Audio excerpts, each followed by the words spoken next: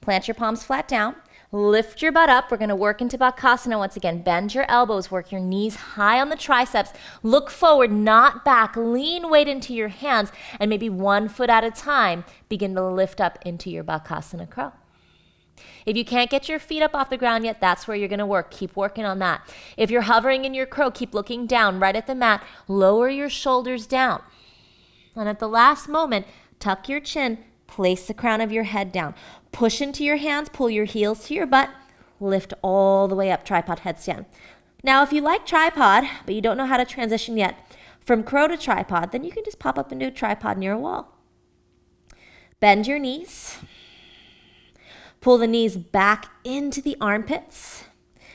This is much harder to go back up. Put your butt down and just see if you can lift. Round your upper back. Start to look down where your head was. Pull your knees up, your arms, inhale. Exhale, chaturanga. Inhale, up dog. Exhale, downward facing dog.